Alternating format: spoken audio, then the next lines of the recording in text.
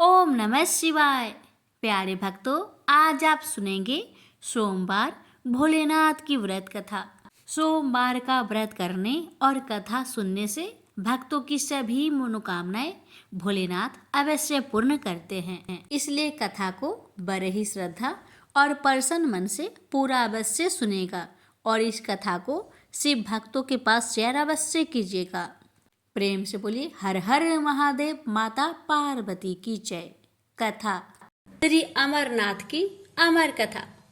इस कथा का नाम अमर कथा इसलिए है कि इसके श्रवण करने से शिव धाम की प्राप्ति होती है। यह वह परम पवित्र कथा है जिसके सुनने से सुनने वालों को अमर पद की प्राप्ति होती है तथा वह अमर अजर हो जाता है। यह कथा श्री शंकर भगवान ने इसी गुफा में श्री अमरनाथ जी की गुफा में भगवती पार्वती जी को सुनाई थी। इस कथा को सुनकर ही श्री सुखदेव जी अमर हो गए थे। जब भगवान श्री शंकर यह कथा भगवती पार्वती को सुना रहे थे तो वह एक तोते का बच्चा भी इस परम पवित्र कथा को सुन रहा था और इसे सुनकर फिर उस तोते के बच्चे ने श्री सुखदेव स्वरूप को पाया था। सुख संस्कृत में तोता को कहते हैं और इसी कारण बाद में फिर मुनि सुखदेव के नाम से संसार में प्रसिद्ध हुए। यह कथा भगवती पार्वती तथा भगवान शंकर का संवाद है। यह परम पवित्र कथा लोक व परलोक का सुख देने वाली है। शंकर भगवान और जगत माता के इस संवाद का वर्णन भृगु संहिता, तिलमल पुराण, तीर्थ संग्रह आदि ग्रंथों में पाया जाता है। हम यहाँ पर आपके सम्मुख यह परम पवित्र कथा विस्तार पूर्वक रखेंगे। देव ऋषि नारद का कैलाश पर्वत पर आना और श्री पार्वती जी से पूछना कि भगवान शंकर के गले में रुंडमाला क्यों है। एक बार देव ऋषि नारद कैलाश पर्वत पर भगवान श्री शंकर के स्थान पर दर्शनार्थ पधारे। भगवान श्री शंकर उस समय वन विहार के लिए गए हुए थे और भगवती पार्वती यहाँ पर विराजमान थी। श्री पार्वती जी ने देव ऋषि नारद को प्रणाम किया और सादर आसन दिया और बोली, देव ऋषि आपने यहाँ पधार कर हम पर बड़ी कृपा की। आपने आने का कारण कहिए। देव ऋषि नारद बोले, देवी मेरा एक प्रश्न है, उसका उत्तर चाहता हूँ। श्री पार्वती ने कहा, कहिए। नारद बोले, देवी मुझे इस बात का बड़ा आश्चर्य है। भगवान श्री शंकर जो कि हम दोनों से बड़े हैं, उनके गले में रुंड माला क्यों है। श्री पार्वती जी बोली, इसका कारण मैं नहीं जानती। नारद जी ने कहा, आप यथा समय इसका कारण भगवान श्री शंकर जी से पूछिएगा। इतना कहकर देव ऋषि नारद वहां से चले गए और उनके जाने के थोड़ी देर बाद भगवान श्री शंकर आ गए और उनके आने पर भगवती पार्वती ने वही प्रश्न उनसे किया। भगवान श्री शंकर बोले, हे पार्वती तुम यह प्रश्न न पूछो। लेकिन श्री पार्वती ने भगवान श्री शंकर की बात नहीं मानी और उनके रुंड माला धारण करने का कारण जानने के लिए हट करने लगी। इस पर भगवान श्री शंकर ने कहा, पार्वती जितने मुंड तुमको इस मुंड माला में दिखाई दे रहे हैं यह तुम्हारे ही सिर है। यानी जितने जन्म तुमने धारण किए हैं उतने ही मुंड मैंने धारण किए हैं। इस पर पार्वती जी ने प्रश्न किया, प्रभु मेरी तो मृत्यु होती है और आपकी नहीं होती, इसका कारण क्या है। भगवान श्री शंकर बोले, यह सब अमर कथा के कारण है। पार्वती बोली, तो फिर मुझे भी यह अमर कथा सुना दीजिए ना। इस पर श्री शंकर जी ने आसन लगाया और काल अग्नि रुद्र नामक एक गण प्रकट किया और उसे आज्ञा दी, चहु ओर एक ऐसी अग्नि प्रकट करो जिसमें कि जलकर समस्त जीवधारी मर जाए। भगवान शंकर की आज्ञा पाकर काल अग्नि ने ऐसा ही किया और अदृश्य हो गया। जिस आसन पर भगवान श्री शंकर बैठे थे उसके नीचे एक तोते का अंडा पहले से ही था, जो कि काल अग्नि को दिखाई नहीं दिया। इसके पश्चात भगवान श्री शंकर नेत्र मूंद कर एकाग्रचित हो पार्वती जी को अमर कथा सुनाने लगे और पार्वती जी उनके हर वाक्य पर हुक्कारा भरने लगी। धीरे धीरे पार्वती जी को नींद आने लगी। उसी समय उस अंडे में से जीव प्रकट हुआ। श्री पार्वती जी तब तक हुक्कारा देते देते सो चुकी थी। अब उसके स्थान पर तोता हुक्कार देने लगा। जब भगवान शंकर अमर कथा समाप्त कर चुके तो श्री पार्वती जी की आंखें भी खुली। भगवान श्री शंकर ने उनसे पूछा कि क्या उन्होंने अमर कथा सुनी है। श्री पार्वती ने उत्तर दिया कि अमर कथा नहीं सुनी। इस पर भगवान श्री शंकर ने पूछा, तब हुक्कारा कौन देता था। पार्वती जी बोली, मुझे नहीं मालूम। अब भगवान श्री शंकर ने इधर उधर देखा तो उनको एक तोता दिखाई दिया, जो कि उनके देखते ही देखते उड़ गया। भगवान शंकर उठकर पीछे दौड़े। वह तोता उड़ता उड़ता तीनों लोकों में गया, लेकिन उसको कहीं जगह नहीं मिली। श्री व्यास देव की पत्नी अपने घर के द्वार पर बैठी जम्हाई ले रही थी। बस तोता उनके पेट में चला गया। भगवान श्री शंकर ने कहा, व्यास जी, मेरा चोर आपके घर में है। महर्षि व्यास बोले, प्रभु, हमारे घर में तो कोई चोर नहीं है। भगवान श्री शंकर के कहने पर महर्षि व्यास जी ने अपनी पत्नी से पूछा। उसने उत्तर दिया, ऐसा जान पड़ता है जैसे कि मेरे पेट में कोई पंछी गया है। महर्षि व्यास जी ने यह बात भगवान श्री शंकर से कही और साथ ही कहा, आपकी जैसी इच्छा हो वैसा कर सकते हैं, लेकिन यह तो आप जानते ही हैं कि स्त्री को मारना पाप है। श्री वेद व्यास की यह बात सुनकर श्री शंकर लौट गए।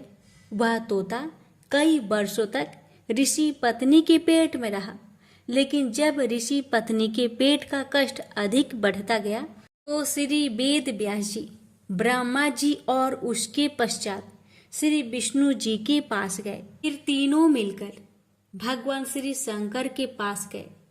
इसके पश्चात चारों श्री वेद व्यास जी के स्थान पर आए और पंछी की स्तुति करने लगे। पंछी जो भगवान श्री शंकर जी से अमर कथा सुनकर चारों वेदों तथा 18 पुराणों का ज्ञानी हो गया था, कहने लगा, अब तक जगत निर्मोही नहीं होगा, तक मैं माँ का पेट से बाहर नहीं निकलूंगा।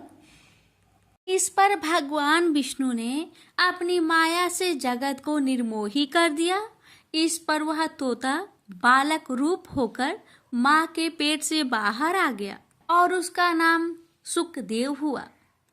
श्री सुखदेव अपने जन्म के साथ ही सबको प्रणाम करके जंगल की ओर चल दिए और फिर भगवान विष्णु ने अपनी माया हटा दी और जगत पुनः मोहयुक्त हो गया। इस पर श्री वेद व्यास जी अपने पुत्र के लिए व्याकुल होकर श्री सुखदेव के पीछे जंगल में दौड़े और उनके पास पहुंचकर उनसे घर चलने के लिए कहा। श्री सुखदेव जी ने कहा, जगत निर्मोही है, जहाँ न कोई किसी का पुत्र है और न कोई किसी का पिता। श्री वेद व्यास जी बोले, अब ऐसा नहीं है। श्री सुखदेव जी ने ध्यान लगाकर देखा तो मालूम हुआ कि भगवान श्री विष्णु ने उनके साथ छल किया है। इस पर उन्होंने श्री वेद व्यास जी से कहा, जब तक मैं गुरु धारण नहीं कर लूंगा वापस घर नहीं जाऊंगा और गुरु धारण करने के बाद मैं घर आकर आपकी सेवा करूंगा। ये सुखदेव जी फिर इस संसार में गुरु की खोज में इधर उधर घूमने लगे, मगर अपने से बढ़कर ज्ञानी उनको कहीं पर नहीं मिला। इस पर वह श्री वेद व्यास जी की आज्ञा से महाराज जनक के पास गए, लेकिन महाराज जनक के पास कर्म, स्त्री व राजपाट के कारण उनको गलानी हुई। लेकिन राजा जनक ने जब उनका यह हाल देखा तो अपनी माया से उन्होंने सारे नगर को भस्म कर डाला। राजभवन भी भस्म होने लगा। लेकिन राजभवन के जलने से महाराज जनक और पत्नी का चित्त पैमान नहीं हुआ, किंतु श्री सुखदेव जी का चित्त व्याकुल होने लगा। सुखदेव जी को अमर कथा के सुनने तथा अपने अमर हो जाने का अभिमान था। उनकी व्याकुलता को देखकर महाराज जनक बोले, आप क्यों घबरा रहे हैं? आप तो अमर है, लेकिन हमारा शरीर अवश्य जलेगा। इस पर भी जब श्री सुखदेव जी की व्याकुलता दूर न हुई तो महाराज जनक ने अपनी माया से अग्नि पुनः शांत कर दी और प्रत्येक वस्तु पूर्वतः हो गई। यह देखकर श्री सुखदेव जी ने महाराज जनक को अपना गुरु बना लिया और उनसे उपदेश लिया। इसके बाद श्री सुखदेव जी नैमिषारण्य गए। वहां पर ऋषियों महर्षियों ने उनका बड़ा आदर सत्कार किया। ऋषियों महर्षियों ने आपसे अमर कथा सुनने के लिए प्रार्थना की। श्री सुखदेव जी बोले, इस कथा के सुनने वाले अमर हो जाते हैं। इसके पश्चात उन्होंने कथा सुनानी आरंभ की। कथा आरंभ होने के साथ ही कैलाश पर्वत, क्षीर सागर और ब्रह्मलोक हिलने लगा। ब्रह्मा, विष्णु, शिव तथा समस्त देवता उस स्थान पर पहुंचे जहां पर अमर कथा हो रही थी। भगवान शंकर को स्मरण हुआ कि यदि इस कथा के सुनने वाले अमर हो गए तो पृथ्वी का संचालन बंद हो जाएगा और फिर देवताओं की प्रतिष्ठा में अंतर आ जाएगा। इसलिए भगवान श्री शंकर क्रोध में भर आए और श्राप दिया कि जो इस कथा को सुनेगा वह अमर नहीं होगा, परंतु हाँ, वह शिवलोक अवश्य प्राप्त करेगा। प्रेम से बोलिए हर हर महादेव। भोलेनाथ, आपकी कथा कहने वाले, सुनने वाले, हुक्कार भरने वाले सभी पर अपनी कृपा सदा सर्वदा बनाए रखना। प्रेम से बोलिए हर हर महादेव। 16 सोमवार व्रत कथा। एक समय श्री महादेव जी पार्वती के साथ भ्रमण करते हुए मृत्यु लोक में अमरावती नगरी में आए। वहां के राजा ने शिव मंदिर बनवाया था, जो कि अत्यंत भव्य एवं रमणीक तथा मन को शांति पहुंचाने वाला था। भ्रमण करते समय शिव पार्वती भी वहां ठहर गए। पार्वती जी ने कहा, हे नाथ, आओ आज इसी स्थान पर चौसर पासे खेले। खेल प्रारंभ हुआ। शिव जी कहने लगे, मैं जीतूंगा। इस प्रकार उनकी आपस में वार्तालाप होने लगी। उस समय पुजारी जी पूजा करने आए। पार्वती जी ने पूछा, पुजारी जी बताइए, जीत किसकी होगी? पुजारी बोला, इस खेल में महादेव जी के समान कोई दूसरा परंगत नहीं हो सकता, इसलिए महादेव जी ही यह बाजी जीतेंगे। परंतु हुआ उल्टा, जीत पार्वती जी की हुई। अतः पार्वती जी ने पुजारी जी को कोढ़ी होने का श्राप दे दिया कि तूने मिथ्या भाषण किया। अब तो पुजारी कोढ़ी हो गया। शिव पार्वती जी दोनों वापस चले गए। कुछ समय पश्चात अप्सराएं पूजा करने आई। अप्सराओं ने पुजारी के उसके कोढ़ी होने का कारण पूछा। पुजारी ने सब बातें बता दी। अप्सराएं कहने लगी, पुजारी जी, आप 16 सोमवार का व्रत करें तो शिव जी प्रसन्न होकर आपका संकट दूर करेंगे। पुजारी जी ने अप्सराओं से व्रत की विधि पूछी। अप्सराओं ने व्रत करने और व्रत के उद्यापन करने की संपूर्ण विधि बता दी। पुजारी ने विधि पूर्वक श्रद्धा भाव से व्रत प्रारंभ किया और व्रत अंत में व्रत का उद्यापन भी किया। व्रत के प्रभाव से पुजारी जी रोग मुक्त हो गए।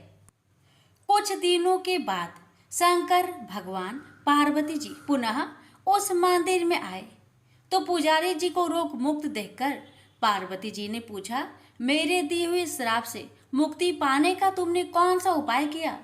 पुजारी जी ने कहा, हे माता, अप्सराओं द्वारा बताए गए 16 सोमवार के व्रत के करने से मेरा यह कष्ट दूर हुआ है। पार्वती जी ने भी 16 सोमवार का व्रत किया, जिससे उनसे रूठे हुए कार्तिकेय जी भी अपना माता से प्रसन्न होकर आज्ञाकारी हुए। कार्तिकेय जी ने पूछा, हे माता, क्या कारण है कि मेरा मन सदा आपके चरणों में लगा रहता है? पार्वती जी ने कार्तिकेय को 16 सोमवार के व्रत का महात्म्य तथा विधि बताई। तब कार्तिकेय जी ने भी इस व्रत को किया तो उनका बिछड़ा हुआ मित्र मिल गया। अब मित्र ने भी इस व्रत को अपने विवाह होने की इच्छा से किया। फलतः वह विदेश गया। वहां के राजा की कन्या का स्वयंवर था। राजा ने प्रण किया था कि हथिनी जिस व्यक्ति के गले में वरमाला डाल देगी उसी के साथ राजकुमारी का विवाह करूंगा। यह ब्राह्मण मित्र भी स्वयंवर देखने की इच्छा से वहां एक और जाकर बैठ गया। हथिनी ने इसी ब्राह्मण मित्र को माला पहनाई तो राजा ने बड़ी धूमधाम से अपनी राजकुमारी का विवाह उसके साथ कर दिया। तत्पश्चात दोनों सुखपूर्वक रहने लगे। एक दिन राजकन्या ने पूछा, हे नाथ, आपने कौन सा पुण्य किया जिससे हथिनी ने आपके गले में वरमाला पहनाई? ब्राह्मण पति ने कहा, मैंने कार्तिकेय जी द्वारा बताए अनुसार 16 सोमवार का व्रत पूर्ण विधि विधान सहित श्रद्धा भक्ति से किया, जिसके फल के कारण मुझे तुम्हारे जैसे सौभाग्यशाली पत्नी मिली। अब तो राजकन्या ने भी सत्य पुत्र प्राप्ति के लिए व्रत किया और सर्वगुण संपन्न पुत्र प्राप्त किया। बड़े होकर पुत्र ने भी राज्य प्राप्ति की कामना से 16 सोमवार का व्रत किया। राजा के देवलोक होने पर इसी ब्राह्मण कुमार को राजगद्दी मिली। फिर भी वह इस व्रत को करता रहा। एक दिन उसने अपनी पत्नी से पूछा, सामग्री शिवालय ले चलने को कहा, परंतु उसने पूजा सामग्री अपनी दासियों द्वारा भिजवा दी।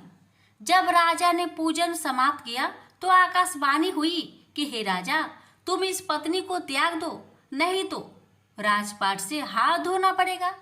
प्रभु की आज्ञा मानकर उसने अपनी पत्नी को महल से निकाल दिया। तब वह अपने भाग्य को कोसती हुई एक बुढ़िया के पास गई और अपना दुखड़ा सुनाया। तभी बुढ़िया को बताया, मैं पूजन सामग्री राजा के कहे अनुसार शिवालय में नहीं ले गई और राजा ने मुझे निकाल दिया। बुढ़िया ने कहा, तुझे मेरा काम करना पड़ेगा। उसने स्वीकार कर लिया। तब बुढ़िया ने सूत की गठरी उसके सिर पर रखी और बाजार भेज दिया। रास्ते में आंधी आई तो सिर पर रखी गठरी उड़ गई। बुढ़िया ने डांट कर उसे भगा दिया। अब रानी बुढ़िया के यहाँ से चलते चलते एक आश्रम में पहुंची। गोसाई जी उसे देखते ही समझ गए कि यह उच्च घराने की अबला विपत्ति की मारी है। वे उसे धैर्य बधाते हुए बोले, बेटी, तू मेरे आश्रम में रह, किसी प्रकार की चिंता मत कर। रानी आश्रम में रहने लगी, परंतु जिस वस्तु को वह हाथ लगाती वह वस्तु खराब हो जाती। यह देखकर गोसाई जी ने पूछा, बेटी, किस देव के अपराध से ऐसा होता है? रानी ने बताया कि मैंने अपने पति की आज्ञा का उल्लंघन किया और शिवालय में पूजन के लिए नहीं गई। इससे मुझे घोर कष्ट उठाने पड़ रहे हैं। गोसाई जी ने शिव जी से उसके कुशल क्षेम के लिए प्रार्थना की और कहा, बेटी, तुम 16 सोमवार का व्रत विधि के अनुसार करो। तब रानी ने विधि पूर्वक व्रत पूर्ण किया। व्रत के प्रभाव से राजा को रानी की याद आई और दूतों को उसकी खोज में भेजा। आश्रम में रानी को देख दूतों ने राजा को बताया। तब राजा ने वहां जाकर गोसाई जी से कहा, महाराज, यह मेरी पत्नी है। मैंने इसका परित्याग कर दिया था। कृपया इसे मेरे साथ जाने की आज्ञा दें। शिव जी की कृपा से प्रति वर्ष 16 सोमवार का व्रत करते हुए वे आनंद से रहने लगे और अंत में शिवलोक को प्राप्त हुए। प्रेम से बोलिए हर हर महादेव, माता पार्वती की जय। ओम नमः शिवाय। कथा इस प्रकार है। एक बार भगवान शिव कैलाश पर्वत पर समाधि लगाकर बैठ गए। वर्ष पर वर्ष बीतते चले, लेकिन उनकी समाधि भंग नहीं हुई। इससे सृष्टि का कल्याण और संहार रुक गया। सृष्टि के कामों में रुकावट आने से ब्रह्मा, विष्णु तथा अन्य देवताओं को बहुत चिंता हुआ और वे भगवान शिव की समाधि भंग करने के लिए उपाय सोचने लगे। ब्रह्मा भगवान विष्णु से बोले, भगवान आप ही कोई उपाय बतलाए जिससे भगवान शिव की समाधि टूटे और वह सृष्टि के कल्याण और संहार का अपना उत्तरदायित्व पूर्ण करने में लगे। अगर सृष्टि का चक्र रुक गया तो संसार नष्ट हो जाएगा। विष्णु भगवान बोले, ब्रह्मा जी आपने ही तो इस सृष्टि को पैदा किया है, आपने ही विधान बनाया है, इसलिए आप ही कोई उपाय सोच सकते हैं। ब्रह्मा जी बोले, भगवान शिव की समाधि पर हमने किसी उपाय से भंग कर भी दी तो वह कल फिर समाधि लगा लेंगे। मैं चाहता हूँ कि कोई ऐसा अस्थायी उपाय सोचा जाए कि सृष्टि का चक्र विधान के अनुसार चलता रहे। विष्णु जी बोले, हम जिस उपाय से अब तक ऋषि मुनियों की तपस्या भंग करते आए हैं, क्या उसी प्रकार कामदेव को भेजकर भगवान शिव की समाधि भंग नहीं की जा सकती? भगवान शिव निर्विकार है, अर्थात उनके मन में ना तो कोई विकार है और न पैदा किया जा सकता है, इसलिए यह उपाय कारगर सिद्ध नहीं होगा। ब्रह्मा जी बोले, भगवान हो सकता है कामदेव से प्रभावित होकर भगवान शिव अपनी समाधि तोड़ दे और फिर किसी स्त्री से विवाह कर ले। विवाहित होने के बाद उनकी आए दिन की इस समाधि से मुक्ति मिल जाएगी। विष्णु जी बोले, लेकिन पितामह आपकी नजर में क्या कोई ऐसी कन्या है जो निर्जन पर्वत पर रहने वाले शिव को पति रूप में स्वीकार कर ले? ब्रह्मा जी बोले, मैंने इस काम के लिए योग माया से प्रार्थना की है। उन्होंने चतुर्भुज चामुंडा के रूप में मुझे दर्शन देकर वचन दिया है, वह शिव के साथ विवाह करने के लिए तैयार है। माँ भगवती अपने वचन का पालन करने के लिए प्रजापति की पुत्री के रूप में जन्म ले चुकी है। प्रजापति दक्ष ने उनका नाम सती रखा है। इसका अर्थ है पहले ही सारी व्यवस्था कर चुके हैं। विष्णु बोले, मुझे केवल आपकी अनुमति की आवश्यकता थी भगवान। ब्रह्मा जी बोले, इधर भगवती दुर्गा ने दक्ष प्रजापति की कन्या सती के रूप में जन्म ले लिया था। जब वह बड़ी हुई तो उन्होंने अपने पिता दक्ष प्रजापति से कहा कि वह भगवान शिव का पति के रूप में मन ही मन में वर्ण कर चुकी है। सती की बात सुनकर दक्ष बोले, तुम पागल हो गई हो बेटी, शिव तो संसार में वैराग्य ले चुके हैं, वह कभी भी सांसारिक बंधनों में नहीं बंधना चाहेंगे।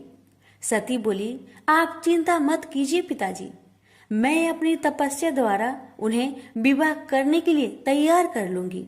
दक्ष बोले, कोशिश करके देख लो बेटी, लेकिन मुझे आशा नहीं है कि तुम्हारी तपस्या शिव की समाधि भंग कर सकेगी।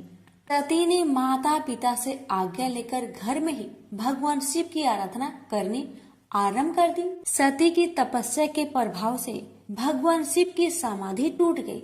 वह उमा के सामने प्रकट होकर बोले, मैं तुम्हारी तपस्या से बहुत प्रसन्न हूँ उमा, जो भी चाहो वर मांग लो।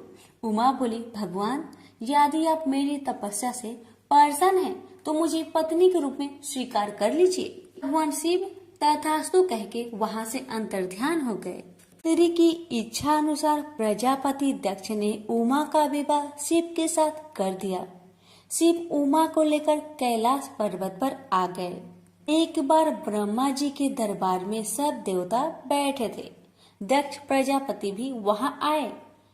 ब्रह्मा पुत्र होने तथा सृष्टि बढ़ाने के कारण उनकी प्रतिष्ठा को देखते हुए सबने खड़े होकर उन्हें आदर दिया, प्रणाम किया, पर भगवान शिव वैसे ही बैठे रहे, उनके लिए जैसे कोई आया ही नहीं था। दक्ष ने इसे अपना अपमान समझा और क्रोध में कह बैठे, शिव मेरे जमाता हैं, उन्हें चाहिए था कि मुझ ससुर को उठकर प्रणाम करके आदर देते, पर लगता है इनमें देवताओं के योग शिष्टाचार नहीं है। किसी भी देव यज्ञ में भाग लेने की पात्रता इनमें नहीं है, अतः इन्हें किसी यज्ञ में भाग न दिया जाए। दक्ष क्रोध में बोलते रहे, शिव के लिए जैसे कुछ हुआ ही नहीं हो। वे उसी तरह मुस्कुराए चुप रहे। ब्रह्मा जी की सभा से लौटने के बाद दक्ष ने अपने श्राप को प्रतिष्ठा के लिए स्वयं एक यज्ञ किया तथा निश्चय किया कि इसी यज्ञ में शिव को यह भाग न देने की प्रारंभ किया जाए। उन्हें उस विशाल यज्ञ में भाग लेने के लिए समस्त देवताओं को आमंत्रण भेजा। यज्ञ शुरू हुआ तो देवता लोग आकाश मार्ग से यज्ञ में भाग लेने के लिए जाने लगे। दक्ष की पुत्री सती तो अपने पति शिव के साथ कैलाश धाम में बैठी थी। देवताओं तथा देव पत्नियों को इस प्रकार सज धज कर जाते देख शिव से पूछ बैठी, प्रभु ये सारे देवता अपनी पत्नियों के साथ कहाँ जा रहे हैं? तब भगवान शिव ने कहा, तुम्हें पता नहीं, तुम्हारे पिता दक्ष प्रजापति ने भूमंडल पर बहुत बड़ा यज्ञ शुरू किया है, उसी में भाग लेने के लिए ये सब जा रहे हैं। यह सुनकर सती को आश्चर्य हुआ। उन्होंने कहा, पिताजी विशाल यज्ञ कर रहे हैं और अपनी ही बेटी तथा जमाता को पता ही नहीं। आपके पास निमंत्रण आया है क्या? शिव जी ने हंसकर कहा, अगर निमंत्रण आता तो क्या तुम्हें पता न चलता? सोचा होगा कि जहाँ सब देव तथा देव नारियां देवोपम वस्त्र तथा अलंकारों से सजी धजी आएंगी, वहाँ हमारा जमाता भूत प्रेतों जैसी वेशभूषा में आकर शोभा बढ़ाने के बजाय मेरी हंसी कराएंगे। इसलिए शायद उन्होंने निमंत्रण नहीं भेजा। ने तो उस अपमान की कोई परवाह नहीं की, पर सती अपने तथा अपने पति के प्रति इस प्रकार के व्यवहार से बहुत दुखी हुई तथा इसे अपना अपमान समझा। वे बोली, अपनी प्रतिष्ठा तथा दिखावती श्रेष्ठता का इतना ही ध्यान था तो बेटी ब्याहने से पहले सोचना चाहिए था। मैं पति के इस अपमान को बिल्कुल भी नहीं सहूंगी। मुझे आज्ञा दीजिए, मैं वहां जाकर पिता से पूछती हूँ तथा ये भी देखूंगी कि देवगण कैसे हैं जो देवाधिदेव शिव के बिना उस यज्ञ में भाग लेने जा रहे हैं। शिव ने कहा, उन देवों को क्या पता है कि हमें निमंत्रण नहीं दिया गया है। वैसे भी तुम्हें इस बारे में ज्यादा विचार नहीं करना चाहिए। बिना निमंत्रण के जाने पर अपमान होता है, इसलिए मेरी सलाह है कि तुम भी मत जाओ। सती अपने पिता द्वारा की गई इस उपेक्षा तथा अपमान को सह न पा रही थी। पति शिव की आज्ञा न मिलने पर भी सती अपने पिता के घर जाने की जिद पर अड़ी रही। शिव ने सोचा कि सती क्रोध में है, पता नहीं कुछ अनहोनी न हो जाए, इसलिए उन्होंने अपने कुछ गणों को सती की रक्षा के लिए भेज दिया। सती अपने पिता के घर पहुंची तो उनकी माता और बहनों ने तो बड़े स्नेह और सम्मान के साथ उनका स्वागत किया, लेकिन दक्ष तथा उसके समर्थकों ने उमा के प्रणाम का उत्तर देना तो दूर उनकी ओर आंख उठाकर भी नहीं देखा। सती को अपने अपमान की परवाह नहीं थी। उन्होंने पिता से पूछा, पिताजी आप प्रजापति की माया के अनुसार इतना बड़ा कर रहे हैं, इसमें भाग लेने के लिए देवगण तथा आपकी अन्य पुत्रियां तथा जमाता भी आमंत्रित है। मुझे और मेरे पति को आपने आमंत्रित क्यों नहीं किया? दक्ष ने कहा, सती तुम अब मेरी पुत्री से अधिक किसी की पत्नी हो। तुम्हारे पति की उद्दंडता के कारण मैंने उसे श्राप दिया है, वह यज्ञ भाग का अधिकारी नहीं होगा। वैसे भी भूत पिचासों के साथ शमशान में रहने वाले का स्वर्ग में रहने वाले देवताओं के बीच कोई स्थान नहीं होता।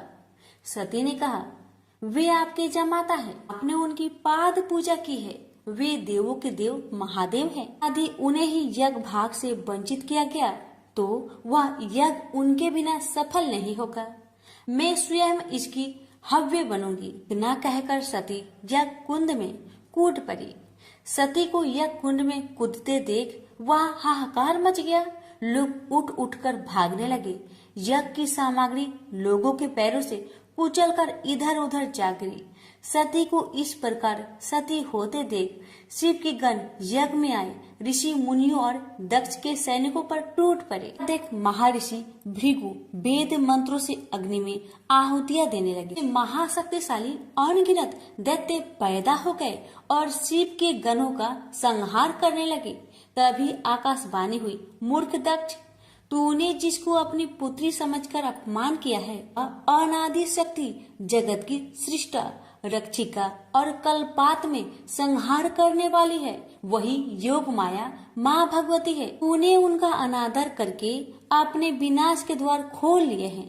अब शिव के क्रोध से तेरी रक्षा करने वाला इस संसार में कोई नहीं है। भगवान शिव के गण भागकर उनके पास पहुँचे और उन्होंने सती के सती होने की पूरी घटना सुना दी। उमा के सती होने की घटना सुनकर भगवान शिव के क्रोध की सीमा ना रही। उन्होंने अपनी एक जटा उखाड़कर पर्वत पर दे मारी, जिससे महाप्रलय के समान भयंकर शब्द के साथ ही महापराक्रमी वीरभद्र पैदा हो गया। वीरभद्र के उत्पन्न होते ही 10 दिशाएं कांप उठी। फिर शिव जी ने दूसरी जटा उखाड़कर एक चट्टान पर दे मारी, जिससे महाकाली उत्पन्न हो गई। उनका रूप इतना विकराल था कि उन्हें देखकर शिव के गणों में भी भय की लहर सी दौड़ गई। महाकाली के साथ ही काली, कात्यायनी, ईशानी, चामुंडा, मुंड, मर्दनी, भद्रकाली, भद्रा, वली और वैष्णवी भी पैदा हो गई। फिर भद्र ने कहा, भगवान आज्ञा दीजिए, मैं क्या करूं? यदि आपकी आज्ञा हो तो मैं क्षण भर में ही सारे समुद्र को सोख कर मुझे ब्रह्मांड को भस्म कर डालूं और सारे देवताओं और ऋषि मुनियों को भी भस्म कर दूं। शिव जी बोले, वीरभद्र, ब्रह्मा का पुत्र दक्ष यज्ञ कर रहा है, अत्यंत अभिमानी और मेरा विरोधी है। जाओ उसके यज्ञ का विध्वंस कर दो और वहाँ जो भी देवता, गंधर्व, ऋषि मुनि हो उन सबको भस्म कर डालो। फिर शिव ने महाकाली से कहा, महाकाली, तुम इन 9 दुर्गाओं को साथ लेकर वीरभद्र की सहायता करो। दक्ष उसकी पत्नी और बंधु बांधवों को मारकर उसके वंश को समाप्त कर दो। भगवान शिव की आज्ञा पाते ही वीरभद्र और भद्रकाली ने यज्ञ भूमि में पहुंचते ही जैसे प्रलय मचा दी। दक्ष की सेनाओं को समाप्त करके वे दोनों शिव जी के गणों के साथ जो भी सामने आया उसी को मौत के घाट उतारते चले गए। उन्होंने यज्ञ की बेदी तोड़ डाली, यज्ञ में काम आने वाली सारी वस्तुओं उठाकर नष्ट कर दिया। घबराकर दक्ष भगवान विष्णु से बोले, भगवान अब आप ही हमें सब संकटों से मुक्ति दिला सकते हैं। विष्णु बोले, दक्ष तुमने शिव जी का अपमान करके भयंकर अपराध किया है। उनके गणों का सेनापति वीरभद्र इतना शक्तिशाली है कि मैं भी उनका कुछ नहीं बिगाड़ सकता। वीरभद्र ने ऋषि मुनियों और देवताओं को पृथ्वी पर पटक पटक कर मार डाला। भृगु ऋषि की छाती पर पांव रखकर उनकी दाढ़ी उखाड़ ली। शिव जी को देखकर हंसने वाले ऋषि पूषा के दांत तोड़ डाले और फिर वेदी के भीतर छिपे दक्ष को बाहर खींचकर उसका सिर हाथों से मोड़कर धधकते हुए अग्नि कुंड में फेंक दिया। इस प्रकार अपने स्वामी का अपमान करने वाले दक्ष को पूर्ण रूप से दंडित करके वीरभद्र कैलाश पर्वत पर लौट गए। से बोलिए, उमापति शंकर भगवान की जय। बात उस समय की है जब परशुराम ने अपनी प्रतिज्ञा के अनुसार पृथ्वी को क्षत्रियों से रहित कर दिया था। तब वे अपने गुरु भूतनाथ के चरणों में प्रणाम करने और गुरु पत्नी अम्बा तथा उनके नारायण तुल्य दोनों गुरु पुत्र कार्तिकेय और गणनायक को देखने की लालसा से कैलाश पहुँचे। वहाँ उन्होंने अत्यंत अद्भुत कैलाशपुरी का दर्शन किया। अपने गुरु की उस दिव्य पुरी के दर्शन कर उनका नंदन आनंद विभोर हो गए। फिर उन्होंने शिव का 15 योजन ऊंचा और 4 योजन विस्तृत अत्यंत सुंदर आश्रम देखा। परशुराम वहाँ सबसे मिले और उन्होंने सबसे बात की। इसके बाद वे नंदीकेश्वर से आज्ञा प्राप्त कर प्रसन्नता पूर्वक आश्रम के भीतर प्रविष्ट हुए। कुछ ही आगे जाने पर महातपस्वी परशुराम ने बहुमूल्य रत्नों से निर्मित सैकड़ों मंदिर देखे। उन्होंने वहां का भीतरी द्वार देखा जो नाना प्रकार की चित्रकारी से चित्रित तथा हीरे मोतियों की गुथी हुई मालाओं से अत्यंत शोभ्यमान था। परशुराम ने द्वार के बाएं भाग में अपने गुरु पुत्र कार्तिकेय को देखा और दाहिने ओर पार्वती नंदन गणेश तथा शिव पार्वती का अवलोकन किया। वे वहां रत्नाभरण भूषित बहुमूल्य रत्नों से बने सिंहासनों पर आसीन थे। परशुराम सबसे मिलते और प्रेम पूर्वक बात करते हुए प्रसन्नचित चित्त से आगे बढ़े ही थे कि गणेश ने उन्हें देखकर कहा, शूलपाणी इस समय शयन कर रहे हैं। मैं उन परम प्रभु की आज्ञा प्राप्त कर तत्काल तुम्हें साथ ले चलूंगा। बस इतनी देर रुक जाओ। परशुराम ने गणेश के सम्मुख खड़े खड़े उत्तर दिया, बंधुवर, मैं अपने गुरु शिव व माता पार्वती के दर्शन करना चाहता हूँ। मैं उनके चरणों में प्रणाम कर अभी लौट जाऊंगा। गणेश ने उन्हें अनेक प्रकार से समझाते हुए कहा, इस समय भूतेश्वर शिव एवं माता पार्वती अंतःपुर में है, अतः अभी आपको वहां नहीं जाना चाहिए। परम गुरुदेव शिव एवं माता पार्वती के चरण कमलों के दर्शन करने का मेरा सहज अधिकार है। परशुराम अपने आग्रह पर दृढ़ थे, किंतु गणेश उन्हें अत्यंत विनय पूर्वक समझाते रहे। मैं तो परम पिता शिव एवं माता पार्वती के दर्शनार्थ जाऊंगा ही। यह कहकर परशुराम आगे बढ़ना ही चाहते थे कि गणेश ने उन्हें रोक दिया। 21 बार पृथ्वी को क्षत्रियों से रहित करने वाले भृगु नंदन कुपित हो गए और उनका गणेश से विवाद ही नहीं हुआ, हाथापाई भी होने लगी। कुमार कार्तिकेय ने उन्हें समझाने का प्रयास किया, किंतु क्रोध परशुराम ने उन्हें धक्का दे दिया, जिससे वह गिर गए। शिव पुत्र गणेश ने उठकर परशुराम की उद्दंडता के लिए उनकी भर्त्सना की, तो क्रोध परशुराम ने अपना तीक्ष्ण परशु उठा लिया। तब गणेश ने अपनी सूंड बढ़ाकर उन्हें उसमें लपेट लिया और घुमाने लगे। गणेश की सूंड में लिपटे परशुराम सर्वथा असहाय और निरुपाय थे। गणेश के योग बल से परशुराम स्तंभित रह गए। गणेश ने परशुराम को सप्तद्वीप, सप्त पर्वत, सप्त सागर, भूलोक, स्वर्गलोक, जनलोक, ध्रुवलोक, गौरीलोक और शंभुलोक में घुमाते हुए समुद्र में फेंक दिया। परशुराम समुद्र में तैरने लगे तो निरामयी गणनाथ ने उन्हें पुनः अपनी सूंड में उठा लिया और घुमाते हुए बैकुंठ धाम दिखाकर गोलोक धाम का दर्शन करा दिया। वहां परशुराम ने मंद मंद मुस्कुराते हुए बंसी विभूषित नव नीरद श्री कृष्ण के साथ रासवेड़ी राधा का दर्शन किया, तो वे बार बार उनके मंगलमयी चरण कमलों में प्रणाम करने लगे।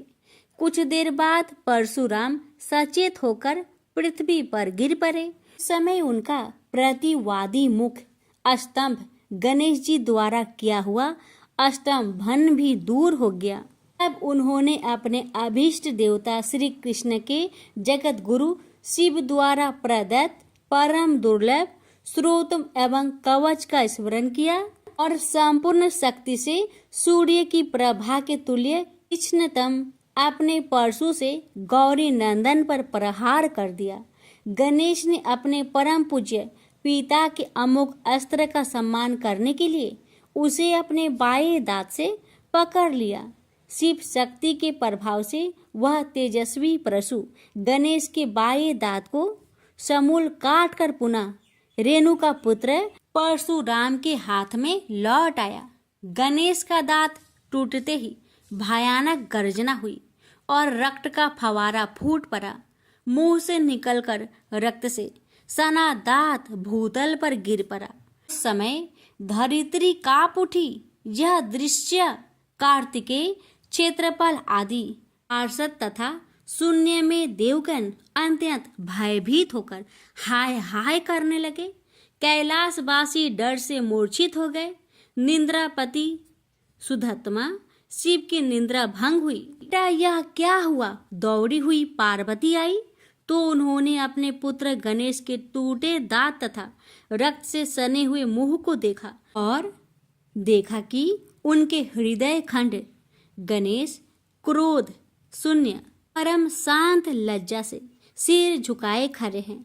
अत्यंत व्याकुल होकर उन्होंने अस्कंद से पूछा, क्या बात है, यह कैसे हुआ? स्कंद द्वारा संपूर्ण वृत्तांत सुनकर पार्वती अत्यंत क्रोध हुई और अपने प्रिय पुत्र गणेश जी को सीने से लगाकर रोती हुई शिव से बोली, मेरे पुत्र गणेश और आपके शिष्य परशुराम में किसका दोष है, आप ही निर्णय करें। फिर माता पार्वती ने अपने सम्मुख परशुराम को शिव के प्रमोदक द्वारा चरण कमलों की निर्भयता पूर्वक सेवा करते हुए देखकर कहा, हे महाभाग राम, तुम योगियों के गुरु देवाधिदेव महादेव के शिष्य हो। तुम शुद्ध मन वाले हो। तुम्हारी अशुद्धता का कारण मेरी समझ में नहीं आ रहा। तुमने करुणामय गुरु से अमोघ परशु प्राप्त कर पहले तो उसकी क्षत्रिय जाति पर परीक्षा की और अब गुरु पुत्र पर परीक्षा की है। श्रुति गुरु दक्षिणा देने का निर्देश करती है और तुमने अत्यंत निर्दयता पूर्वक गुरु पुत्र का समूल एक दांत ही नष्ट कर दिया। अब इसका सिर भी काट डालो। चरमता का अमोघ परशु प्राप्त कर ले तो क्षुद्र श्रृंगाल भी वनराज को मार सकता है। इतना कहकर क्रोध से भगवती पार्वती परशुराम को मारने के लिए प्रस्तुत हो गई। भय बस परशुराम ने मन ही मन करुणा सागर गुरु को प्रणाम कर अपने इष्ट देव गोलोकनाथ श्री कृष्ण का स्मरण किया। तभी पार्वती ने अपने सम्मुख एक बौने ब्राह्मण बालक को देखा। उस पर तेजस्वी ब्राह्मण बालक को देखकर आतुरता से भगवान शंकर ने भक्ति पूर्वक मस्तक झुकाकर प्रणाम किया।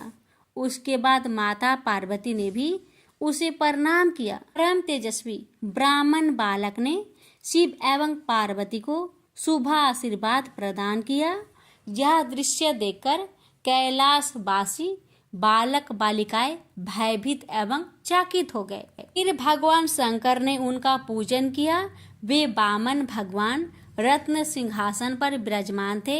उनका उत्कृष्ट तेज सर्वत्र फैल रहा था। भगवान शंकर ने मधुर शब्दों में कहा, आज मेरा परम सौभाग्य है जो आपने कृपा पूर्वक मेरे यहाँ पधार कर मुझे सेवा का अवसर प्रदान किया है। सुतोष शिव की मधुर वाणी से प्रसन्न होकर ब्राह्मण बाल रूपी स्वयं श्री हरि ने गंभीर स्वर में कहा, आप लोग की वर्तमान स्थिति जानकर मैं श्वेत द्वीप से आ रहा हूँ। मेरे भक्तों का कभी अमंगल नहीं होता।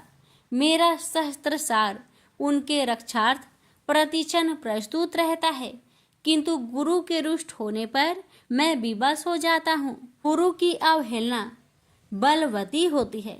विद्या और मंत्र प्रदान करने वाला गुरु अभिष्ट देव से 100 गुना श्रेष्ठ है। गुरु से बढ़कर कोई देवता नहीं है, पार्वती से बढ़कर कोई पतिव्रता नहीं है तथा गणेश से उत्तम कोई जितेंद्रिय नहीं है। भृगु नंदन ने गुरु पत्नी एवं गुरु पुत्र की अवहेलना कर दी है। उसी का मार्जन करने के लिए मैं यहाँ उपस्थित हुआ हूँ। श्री हरि ने भगवान शंकर के बाद भगवती पार्वती से कहा, तुम जग जननी हो।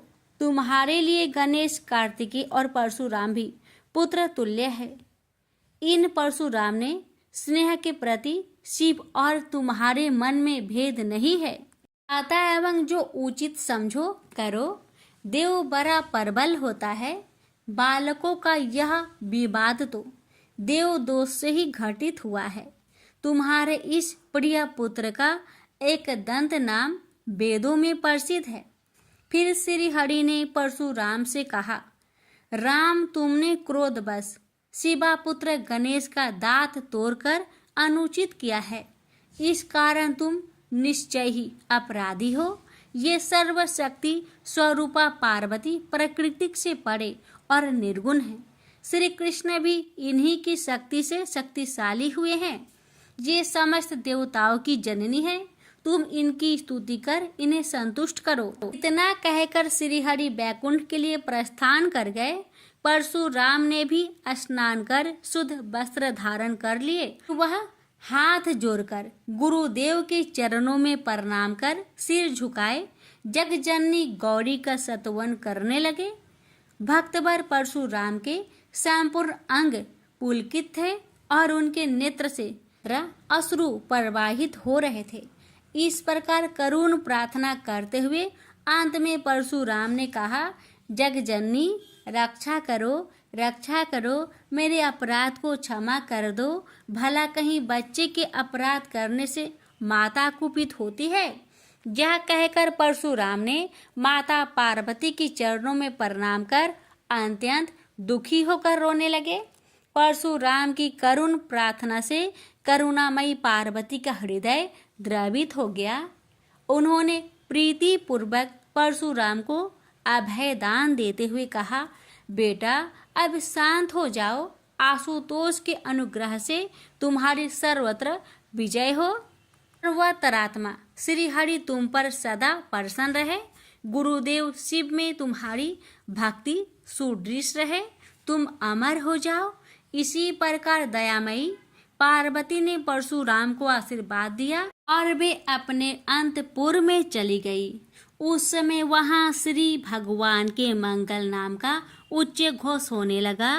फिर परशुराम ने एकदंत गणेश का स्तवन किया और गंधे, पुष्प, धूप, दीप एवं तुलसी रहित नैवेद्य आदि से लंबोदर की विधि पूर्वक पूजा की। परशुराम ने भक्ति भाव से भाई गणेश को संतुष्ट कर माता पार्वती एवं कृपा सिंधु त्रिलोचन के चरणों में प्रणाम किया। फिर उन्होंने गुरु की आज्ञा प्राप्त कर प्रसन्नता पूर्वक वहां से प्रस्थान किए। प्रेम से बोलिए गौरी पुत्र गणेश भगवान की जय। हर हर महादेव। माता पार्वती की जय। शिव जी की आरती। ओम जय शिव ओंकारा, स्वामी जय शिव ओंकारा, ब्रह्मा विष्णु सदा शिव अर्धांगी धारा। ओम जय शिव ओंकारा, स्वामी जय शिव ओंकारा, एकानन चतुरानन पंचानन राजे, हंसानन गरुड़ासन वृषवाहन साजे। ओम जय शिव ओंकारा, स्वामी जय शिव ओंकारा, दो भुज चार चतुर्भुज, 10 भुज अति सोहे, त्रिगुण रूप निरखते त्रिभुवन जन मोहे। ऐछि माला बने माला, मुंड माला धारी, त्रिपुरारी कंसारी करे माला धारी। श्वेतांबर पीतांबर बाघंबर अंगे, सनकादिकी गरुणादिकी भूतादिकी संगे। कर के माध्य का मंडलु चक्र त्रिशूली धारी, सुखकारी दुखहारी जगपालनकारी। ब्रह्मा विष्णु सदा शिव जानत अविवेका, मधु के टप दो मारे सुर भयहीन करे। लक्ष्मी व सावित्री पार्वती संगा, पार्वती अर्धांगी शिव लहरी गंगा। पर्वत सोहे पार्वती शंकर कैलासा, भांग धतुर का भोजन भस्मी में बासा। जटा में गंग बहत है गल मुंडन माला, शेष नाग लिपटावत ओढ़त मृगी छाला। काशी में विराजे विश्वनाथ नंदी ब्रह्मचारी, नीत उठ दर्शन पावत महिमाति भारी।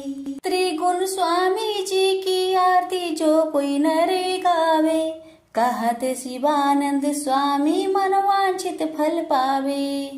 ओम नमः शिवाय। हर हर महादेव। माता पार्वती की जय।